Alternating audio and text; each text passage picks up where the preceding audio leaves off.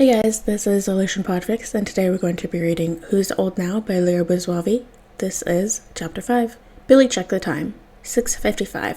He paused his game and opened a new tab. Lapete was going to have to wait for his donuts for the next hour. It was time for therapy with Jazz. Pull up the email with the reoccurring link, put on his headphones, double-check his volume, and... The screen loads quickly to show that Jazz was already there, and he smiles, quickly enabling video. "Hi Billy," she says, smiling. "How was your week?" Billy grinned slantingly in return. "Well, there was a bit of an incident. You remember how the League mistook Phantom for Marvel's kid? Danny convinced me to take him to Bring Your Kid to Work evening. It went interestingly." "Oh? In a good way or a bad way?" Kinda bad.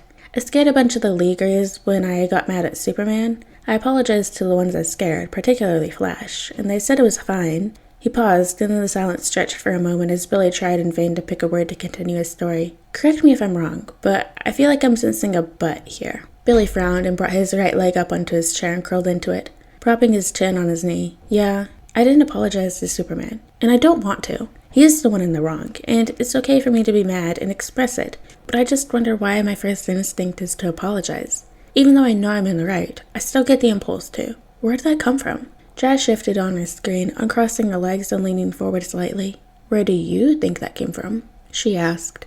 Billy recognized this, giving him the chance to explore his thoughts and feelings and whatever possible answer he could think of. Billy tilted his head from where it lay on his knee. "One reason I can think of it is because I guess I'm used to it. Being expected to apologize even when I don't want to.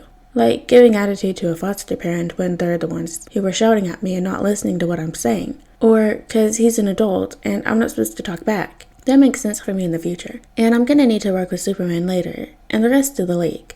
So it became reflex, and being worried about it impacting you negatively later. Can you think of any other reason?" Billy scrunched up his nose. "Well, a reason I would feel like apologizing was if I was actually in the wrong. But I'm not, so that's off the table. I can't really think of anything else." He shrugged, bringing up his other leg onto his chair and propping it under him as he sat up. "It was perfectly fine," Jazz replied. "I think you've brought up plenty to work with. You brought up previous foster parents." Billy nodded. "Yeah, I had to apologize even when I didn't mean it. Like getting into a fight with another kid because he was picking on one of the younger kids for whatever. That happened a bunch. And then we'd have to apologize to each other, but they never meant it, so why should I?" He scowled and crossed his arms, leaning back into his chair. "And if I pissed off my foster parents too much, made too much trouble, they would kick me to the next group that would take me. And back in my younger years, I was too scared of the streets to try to go at it alone. So I sucked it up and apologized to whoever I had to try to keep from burning any more bridges than I had to." Billy tilted his head. "Maybe the reasons I gave are linked. A reflex other people drilled into me when I was trying to keep things from coming back to bite me later." "Yeah, that sounds about right." Jess smiled. "Okay, so you figured out where it came from and why. Do you want to do something about it?" Billy squinted and thought over the question for a moment. "You're going to have to define it. I don't know what you're referencing." "Thanks for telling me," Jess smiled. "I meant about the situation with Superman. Can I ask why you got mad at him in the first place?" "Superman said and implied a bunch of shit about clones, like how they have to be wanted to be loved, or well, made with the cell donor's permission. But it felt like he was saying that. And he's been neglecting Superboy, and that isn't right.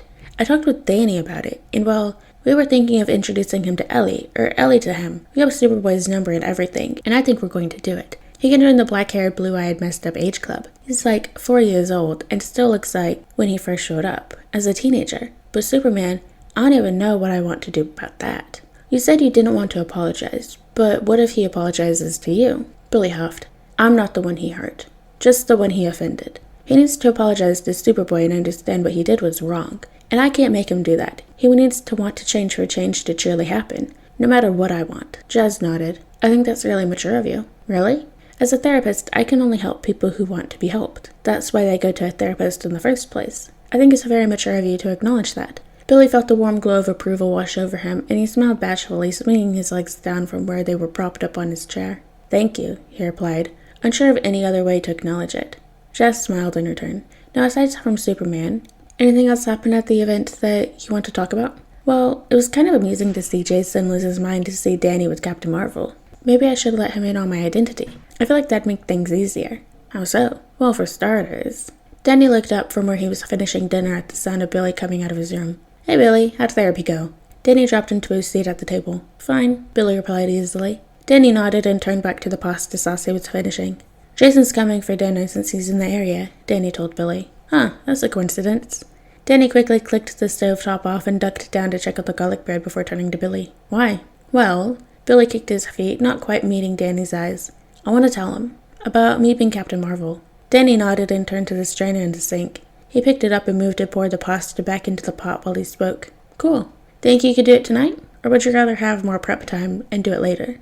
Tonight, I think. I never feel ready to tell anyone, but I trust Jason. Might as well tear off the band-aid and get it over with. But could you do something for me? Danny put the now empty strainer down and turned to Billy. Anything. Film his reaction. Hell yeah. Tucker turned from the TV to his phone as it buzzed and hardly noticed Sam picking hers up too. In the No Family Group chat, there was a new video message from Danny, labeled Highlights of the Reaction Team. Tucker looked over at Sam. You seeing this? She nodded. Oh yeah. Wanna watch it together? Fuck yeah. Tucker grinned as he slid into the arm of Sam's armchair. She pressed play and the video took a moment to load, before opening it on Jason and Danny's living room, jaw hanging and eyes wide, and Billy looking nervous but relieved. Jason pointed from Billy to the cameraman, then back to Billy, then back to the cameraman. Billy, cameraman. Before burying his face in his hands and screaming, the video jumped to a new point of view. Jason still had his face in his hands, and Billy was patting his back conciliatorily, while the cameraman shook with hardly contained laughter. It's so obvious, but not. How did I not see it? How did Batman— Oh god, Batman asked for parenting advice from a 12-year-old. Holy fuck. Another jump. Jason was now lying uproariously on the floor, with Billy looking on very concerned from the couch. They let 12. They— Another jump. Jason was still laughing hysterically. Jump. Jason inhaled deeply as he seemed to be over his laughing fit. He inhaled deeply, dissolved into laughter again. Jump. They know what— They think you're what? Why? Jump. That's fucking hilarious. I'm in. What are you planning with Superboy though? Jump. I've got black hair, blue eyes, and a fucked up age. Am I part of the club? Jason asked, lounging on the couch with a grin. Yeah. Welcome to another fucked up, black-haired, blue-eyed adoptive family, little brother. The cameraman, Danny, spoke coherently for the first time. Jason's face dropped. What? You can't adopt me. I'm an adult. We're Batman and Khan, not me. Jason protested before Billy giggled from falling into pearls of laughter. Tipping into Jason's side, Jason's face visibly softened as he looked down at the giggling child. Uncle Jason, Danny whispered. Jason flipped the camera off. The video ended. Tucker looked at Sam. Sam looked at Tucker, with timing that could only be assisted by clockwork. The group chat chimed again. They looked down. Jason Todd had been added to the group chat. Alright guys, and that's the end of chapter 5 of Who's Old Now by Lyra Buswavi. Hope you guys liked it, and I'll see you next chapter.